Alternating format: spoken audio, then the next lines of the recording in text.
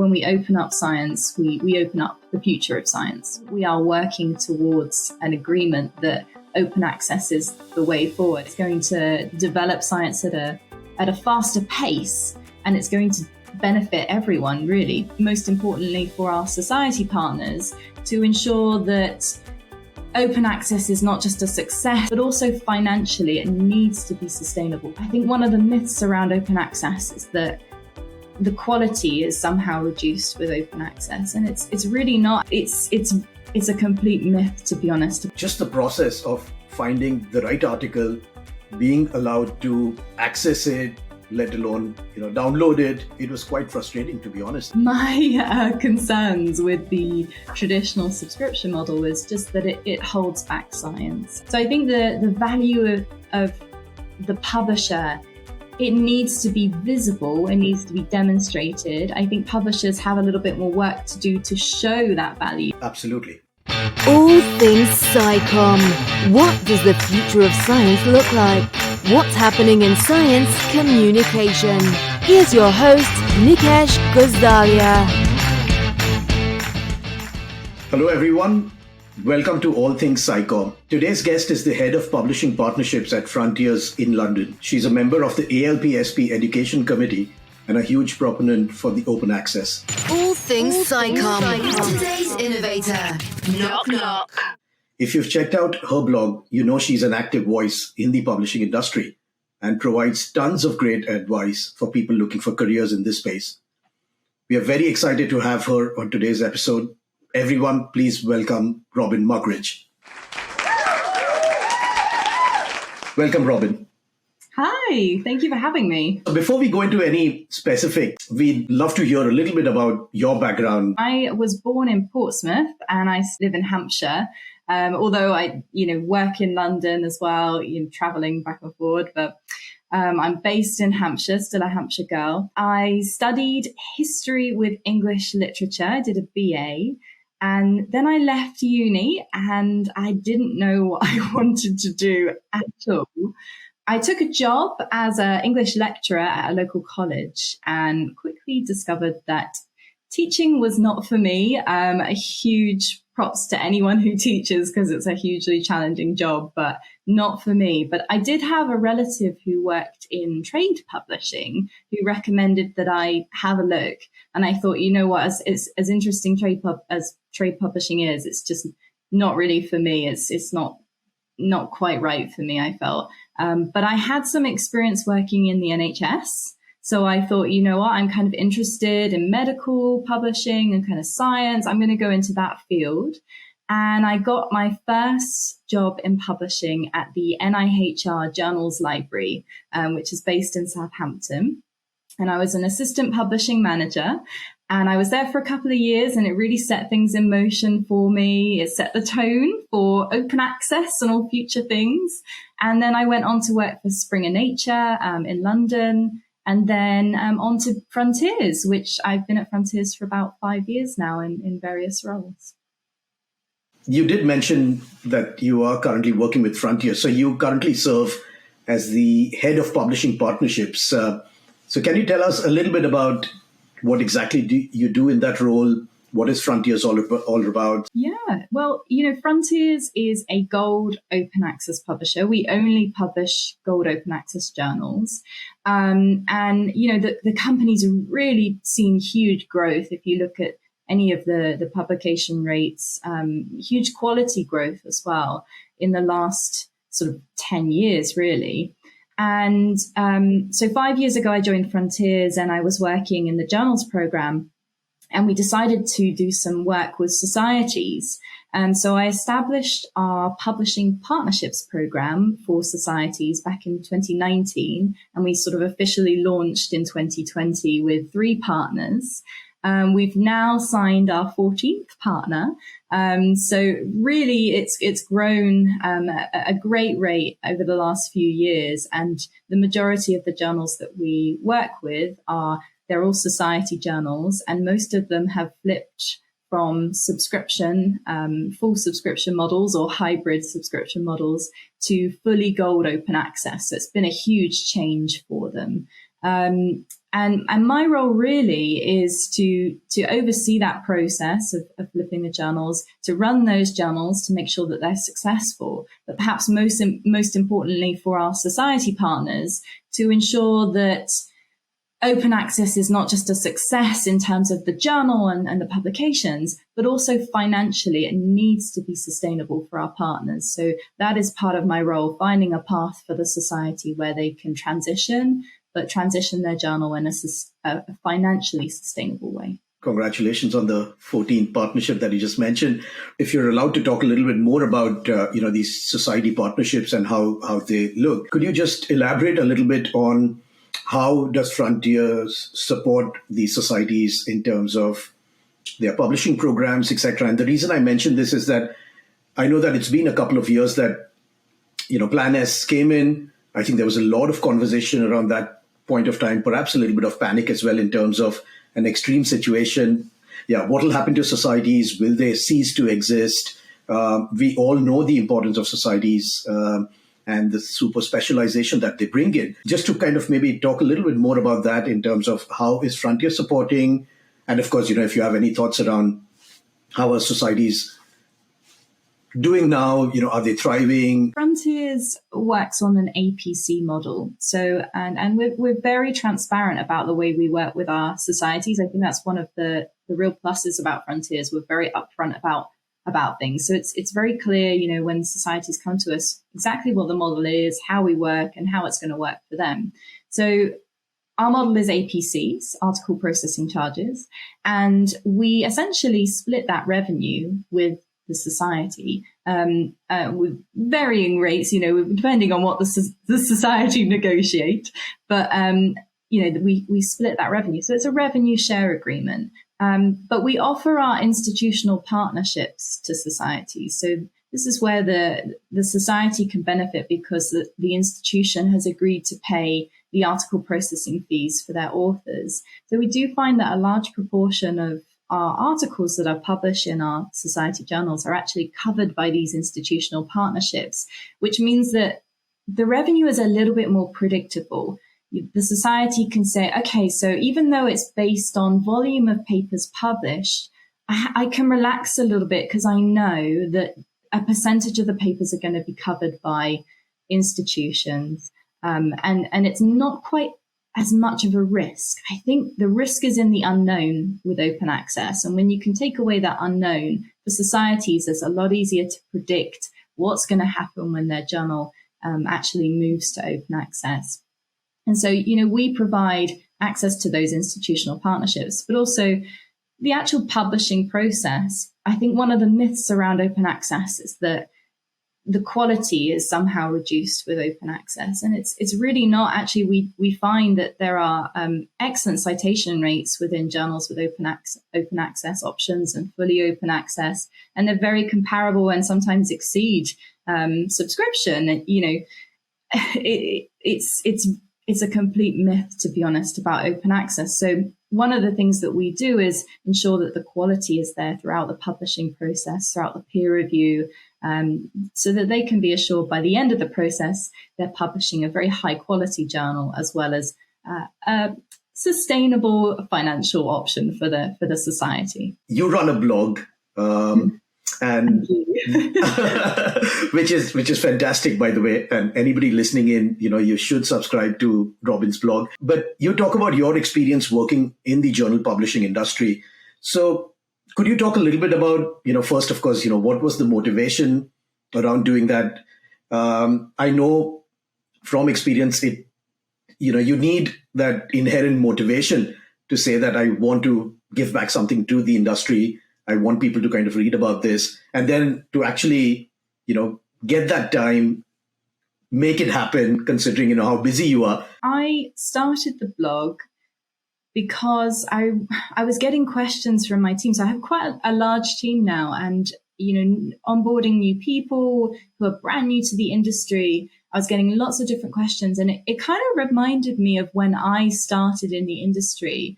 And the only real blog I found was, I'm not sure if I can say the name, probably can, but at one of the main blogs in the industry that's very prevalent, but it was very in depth. It was really, really detailed.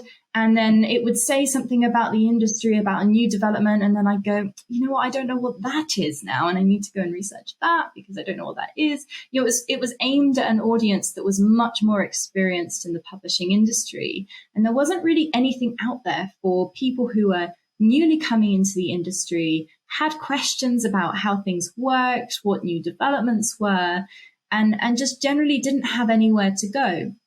So I thought, right, I'm going to create a blog, all with the best intentions to write loads of articles, loads of blog posts. And, I did.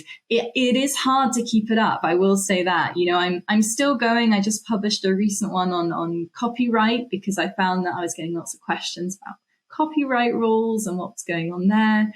But it is hard, but it's nice. I do get lots of really positive feedback about people who have shared it with their teams to, newcomers in their team, and encourage them to subscribe.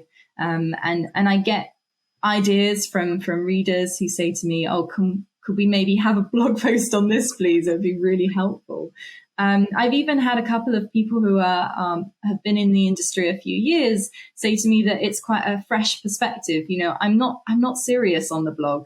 I'm pretty open. I'm pretty frank about what I think about things. I'm not going to pussyfoot around things. So, I like to be a little bit humorous on there and take it a different perspective, a little bit of a lighter perspective. We work in publishing. No one's going to die from what we do. It's publishing. So we can afford to be a little bit lighter, I think, with what we say and what we think.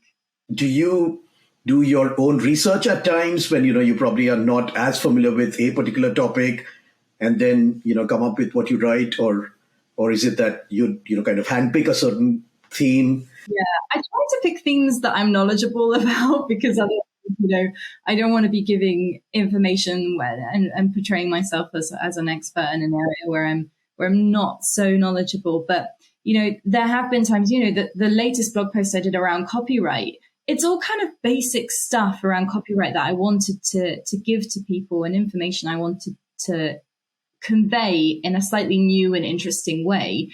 But I learned a few things myself when I was doing that around the in-depth details about CC BY and CC BY non-commercial and all of these different things that when you don't do it daily and that's not your specialty every day, you do have to do some research and find out a little bit more. And that all takes time. So, it is an investment. And I would encourage anyone who's in publishing, especially people who are new to publishing. I'd love to see a blog from an early career publisher, starting out their career and their troubles and tribulations throughout that process.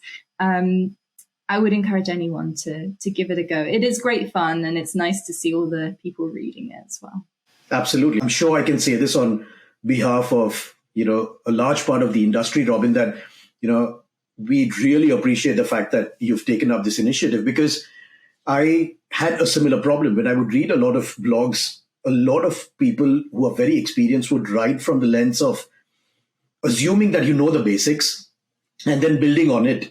And whereas I would kind of, find myself a lot of times, trying to connect the dots in terms of, okay, hold on, I need to, I think, know step one before, kind of understanding this particular written article. And I think that's where the way you've written and the fact that you've made it really light, easy to understand, not put a lot of pressure on yourself in terms of, I need to get everything right and technical. I think that's absolutely perfect, because I think that was the missing gap. Thank you for all the efforts and keep going with that. Yeah, it's the same for you. Thank you for doing your podcast. I do listen. I regularly listen in, and it's always great to hear about different people in different sectors of the industry and find out what they do. I think it's, for me, it's been really enlightening. So we all know that there are a few concerns and issues with the traditional subscription model in the industry. But just for the benefit of the listeners, what do you think are, maybe top 2 or 3 issues with the model? And do you think, that'll cease to exist, or will there be some sort of a, hybrid structure in future? So just any thoughts on that? I think most people know that there are some concerns around the subscription model. The content is published behind a paywall.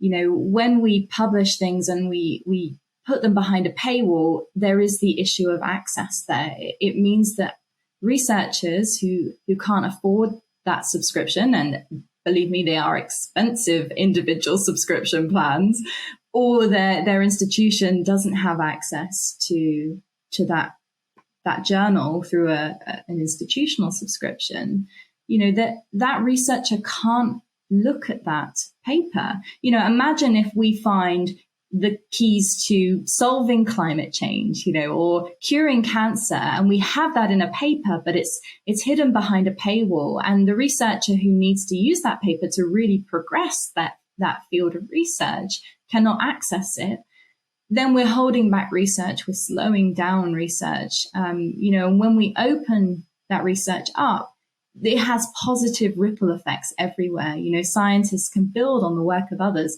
no matter where they are in the globe. The globe is not limited to Europe and North America. There are researchers producing excellent work throughout the world. And to progress their work, they need to have access to the foundations that have gone before. So I think, my concerns with the traditional subscription model is just that it holds back science. And when we open up science, we open up the future of science. I also have spent some amount of time in the industry, and I knew about some of these issues. But more recently, I've enrolled myself for a course in Warwick. And I went through this kind of, painful journey myself, where I wanted to access so many research articles. Fortunately, the university did have licenses and partnerships with a lot of publishers. But just the process of finding the right article, being allowed to access it, let alone, download it, and then maybe kind of share it more freely, it was quite frustrating, to be honest. And, you want access to as many topics, you want to kind of, gather all of that knowledge and then maybe come up with. So I know what you mean, and I'm, glad that we are kind of moving towards open access. And so talking a little bit about open access, through your blogs, through your panel discussions and presentations, I know that you're a huge proponent for open access. But maybe, why do you believe open access is the right way to be? Or is that an interim step towards maybe something larger? Or do you think, that open access hopefully will solve these issues for us? I think open access is itself in the middle of development. At the moment, there are open access models that are working really, really well and really smoothly, but there are always criticisms of open access as well, and we need to smooth those out. But I think we are working towards an agreement that open access is the way forward. I think most publishers, most researchers would say that is the optimal model, but it's how they get there where they face some challenges. So I think, if we're working collectively towards open access, then we will innovate and develop solutions that mean that everyone can afford article processing charges, for example, which can be a barrier in itself to open access publishing. There are lots of new innovations that are coming out now to provide access for publishing. I've mentioned institutional agreements, there are transformative agreements, there's lots of different things coming out. Diamond open access publishing, I think it's around 73% of the DOAJ indexed journals are actually Diamond open access, so no fees whatsoever, which is, fantastic to see a growth in Diamond open access. So I think open access, we all can say that is the way forward. It's going to develop science at a faster pace. And it's going to benefit everyone, really, because of that. Are we fully there yet? Do we have all the kinks sorted out? No, we don't. But we are getting there, which is the most important thing. Absolutely, yeah. And in terms of just staying on with the model of open access and APCs, how do you feel about researchers having to pay to publish in an open access journal? And do you think that this could be a hindrance for researchers from underdeveloped countries or organizations, institutes who probably cannot afford? Yeah, I speak to researchers all the time who have concerns about paying for an article processing charge. And it's completely valid, especially when you look at some of the APCs where there are journals with subscription and hybrid. There's APCs of thousands and thousands of pounds, 5,000 up to £10,000. And you just look at those numbers and think, wow, that's crazy fees.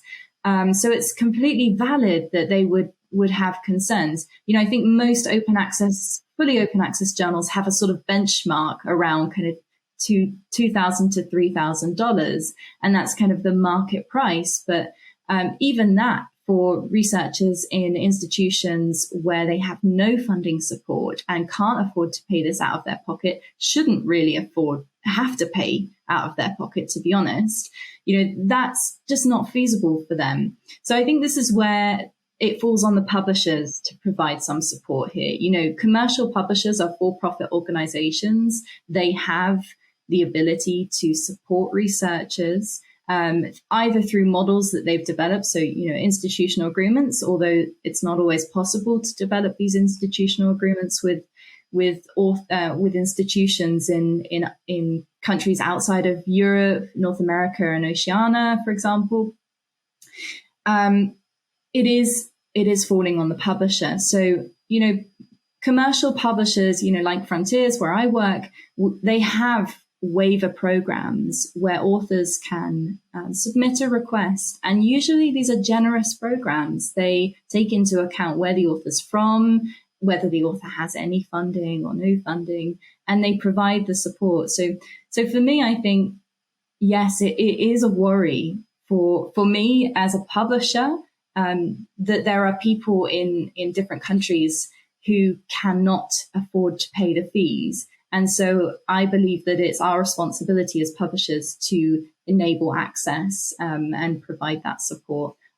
Whether it's a longer term solution, I don't know. I think it's an intermediary step, and that there's changes needed in the infrastructure, in funding and publishing more broadly to actually facilitate a change in the longer term. Just staying on with that particular topic, there's also an argument saying that, without going into the specifics of a number for the APC charges, that publishers are charging that APC because obviously you need to cover a lot of the costs, and they are cost-intensive processes, peer review and so many others,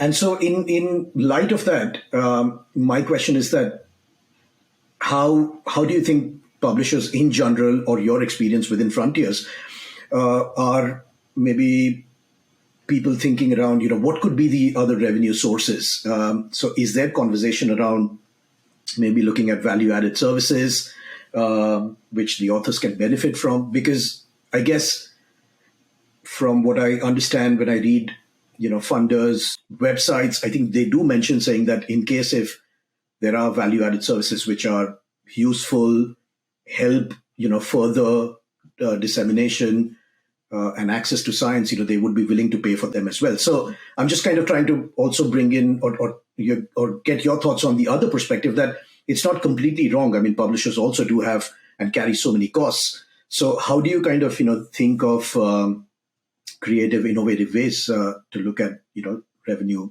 generation as well? It's actually something that I've been looking into more and more recently. Working with societies, we need to show that we are providing an excellent level of service for our societies. And so, and it's not just for the societies, but for the authors themselves. So I think publishers are increasingly looking to show value for money. And so if publishers can work to provide additional author services, either through providing that themselves or working with other companies, they are showing that APC, that value is there for that number.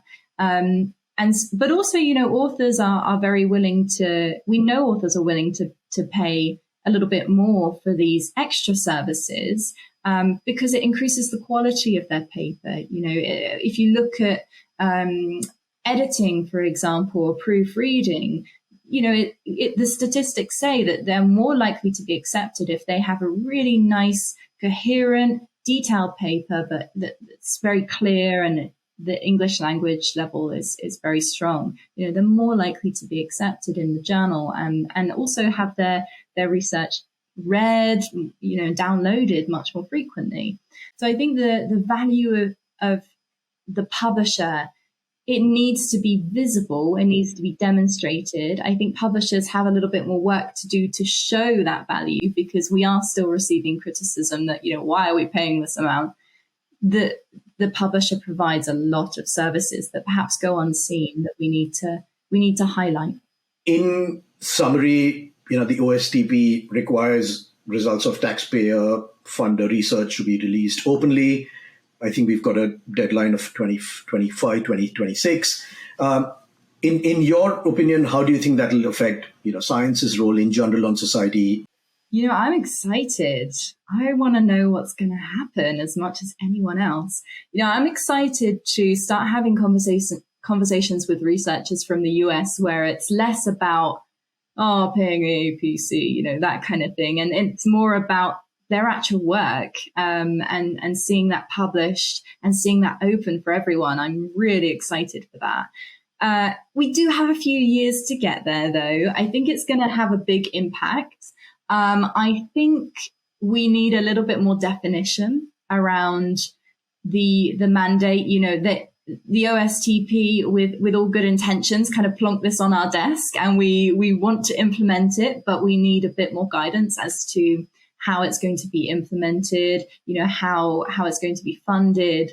I think that we're going to see a ripple effect. We are going to see not just tax-funded research being published open access. I think it's going to change the mindset in researchers and institutions in the US. I think they are now going to see that the future will be publishing open access in whatever model of open access might be, but they're going to see that it is open access for the future. So we should make the change and start making the change now. So I do think, by 2025, whether we'll see the entire publishing industry in the US move to open access, probably not. But what we will see is a shift in mindset towards open access. And I think in the longer term, maybe in another 5 years down the line, we'll see maybe a huge, I think the majority of the publishing industry in the US will then be open access because of this mandate. Absolutely, yeah. And just to kind of build on that, Robyn, we all know, of course, US is one of the top 3 in terms of research output. We know that a lot of other countries, especially developed countries, are also moving more and more towards open access. So clearly that should help in terms of the overall transition, like you said, or a mindset shift. But to talk about some of the other potentially, growing countries in terms of research output, so, namely China, some of the Asian markets, perhaps India in future. Do you think that there will be a ripple effect at some point of time, in those countries as well, where perhaps the policymakers will say, I think we need to look at this very closely? Or do you think, there's some more time to go? I think China is already pretty much there in terms of open access. We do see huge numbers of publications across all publishers from China. And they are a powerhouse when it comes to research. So I think that they're pretty much there. I think there are some issues around what journals you can publish in from China. I'm not an expert in this, but as I understand, they can only publish in, Chinese researchers can only publish in journals of a certain impact factor, for example, which maybe isn't the best way to go forward. But in terms of, other countries, India, for example, I know they're already having discussions about open access and mandating open access. I think that we are now in a period where we're going to see a succession of mandates coming from governments that taxpayer research, and I think the emphasis there is on taxpayer because the person paying for that research is the public. They want to be able to access the results of that research. There is a demand there, so that they can themselves benefit personally. Patients want to be able to read the research about their conditions and they can't currently, not always. So I do think that there will be a succession of mandates, like I say, throughout different countries. How that will look, I really don't know at this stage. But I think there will be, like you say, a further impact on other countries, as not just US and Europe. Just to kind of wrap up the conversation around OSTP, I know that you did mention, Robyn, about there's still lack of clarity on some of the aspects. Obviously, it's a huge change. The detailing needs to be done. But are there any potential drawbacks to the new OSTP policies from a point of view of the vision of increased open access or just science being available to everyone? As I said, the way the policy has been announced and how it's going to be implemented, it has been poorly defined. I think that the one thing I would say is that large commercial publishers are well set up to accommodate for this change. Where I have some concerns working with societies is that smaller publishers, independent publishers and societies may get a bit lost in this. Where this is going to benefit is these big deals. So looking at big transformative deals, commercial publisher deals, and commercial institutional partnerships, like Frontiers as well. We are a commercial publisher. We will naturally be well set up for this change to facilitate open access publications for US taxpayer-funded research. Will independent publishers be able to compete with this and offer these pathways to publishing? I don't know. So I think that there is perhaps a drawback there or a threat to independent or smaller publishers who are already struggling, I think, sometimes in competition with the bigger publishers. That's all the time we have today. Catch more of this episode in the next part with your host, Nikesh Gosalia. See you soon.